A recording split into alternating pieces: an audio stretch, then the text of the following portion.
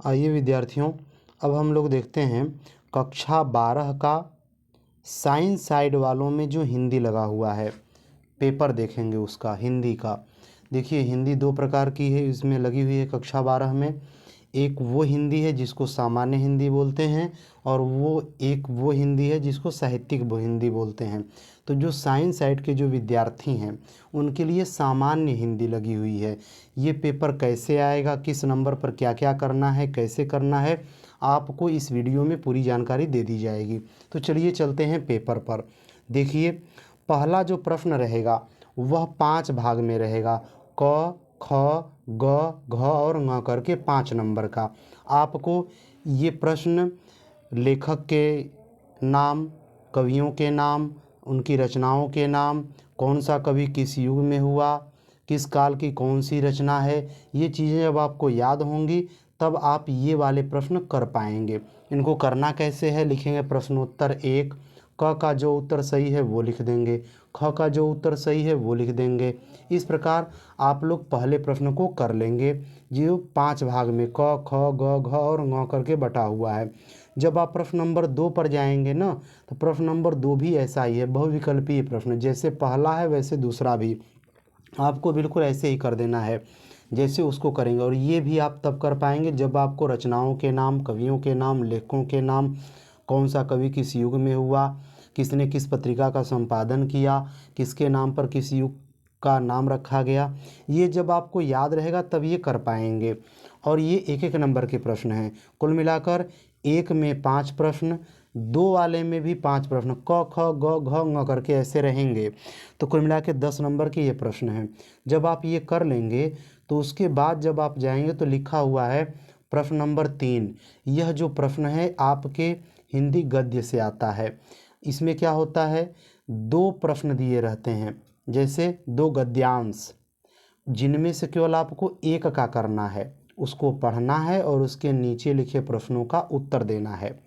आपको देखिए, मैं बता देता हूँ किस किस पाठ से आएगा। राष्ट्र का स्वरूप, भाषा और आधुनिकता, और एक पाठ और है आपका अशोक के फूल।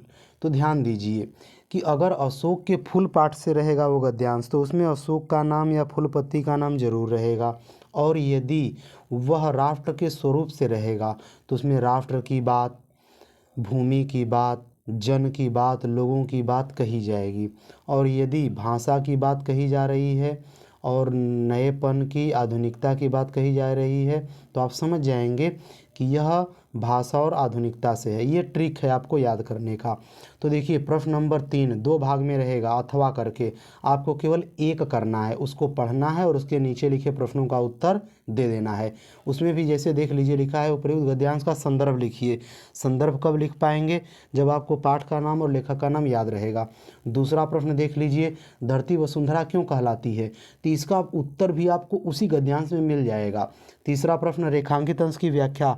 रेखांकित अंश की व्याख्या का मतलब होता है कि जितने के नीचे रेखा खींची हुई है, देख लीजिए जितने के नीचे रेखा खींची हुई है लाइन, बस उतने को पढ़ के उसका अर्थ लिख दीजिए।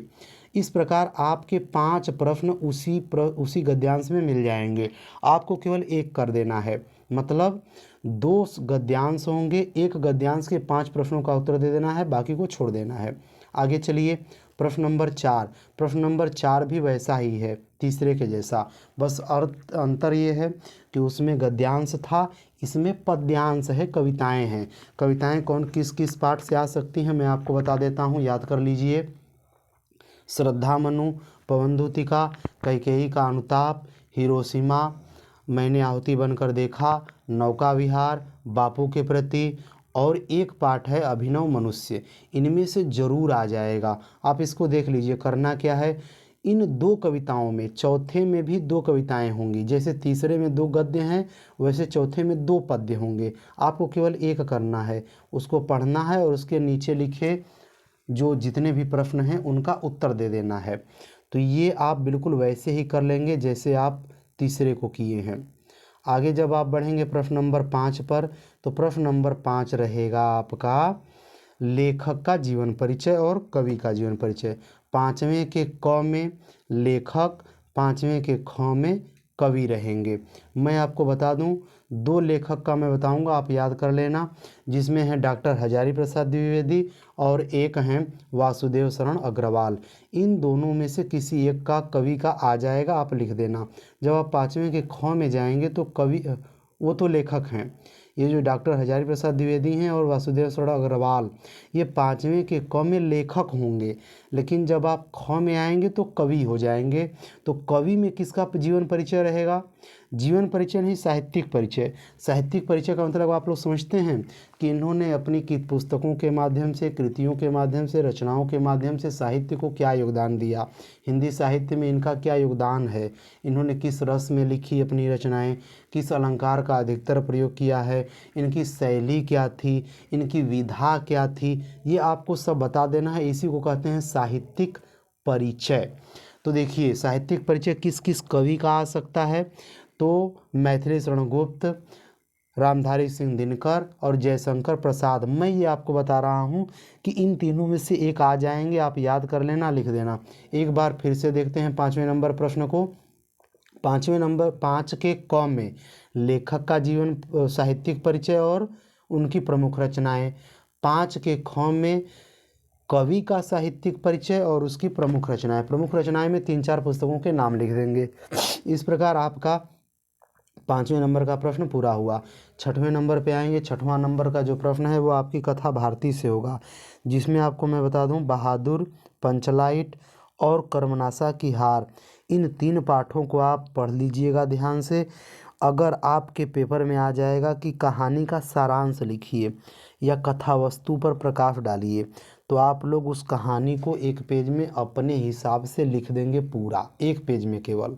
और अगर कहेगा कि उद्देश्य पर प्रकाश डालिए, तो आप उस कहानी से क्या शिक्षा आपको मिली है, ये बात आप 1 पेज में लिख दीजिएगा। याद रहे, 6वें नंबर में केवल 1 प्रश्न ही करना है।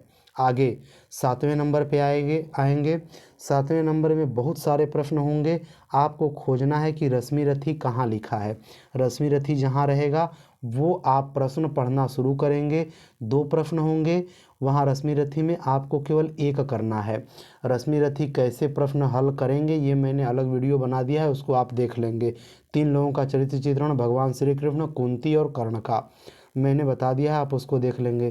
फिर उसके बाद जब आप चलेंगे 7वें के बाद 8वें नंबर पर, तो 8वां नंबर का जो प्रश्न है वो आपका आएगा संस्कृत दिग्दर्शिका से, जो आपकी हिंदी के पीछे पुस्तक है। उसमें आपको मैं पाठ बता दूं, आत्मज्ञः एवं सर्वज्ञः, संस्कृत भाषायाः महत्वम, और फिर उसके बाद है पंचशील सिद्धांताः, जातक कथा, और इन्हीं पाठों में से आपको ज़रूर आ जाएगा, आपको देख लेना है। करना क्या है, 8वें के क में 2 प्रश्न रहेंगे, अथवा करके आपको किसी एक का संदर्भ लिखना है और उसका हिंदी में अनुवाद कर देना है। फिर उसके बाद जब 8वें के ख में जाएंगे तो इसमें भी 2 कविताएं होंगी संस्कृत की, जिनको श्लोक कहते हैं। इनका भी किसी एक का आपको संदर्भ लिख देना है और हिंदी में अनुवाद कर देना है। फिर इसके बाद चलते हैं प्रश्न नंबर 9। आपका प्रश्न नंबर 9 मुहावरा होगा। 4 मुहावरों में से केवल 1 मुहावरे का अर्थ लिख के वाक्य में प्रयोग कर देना है।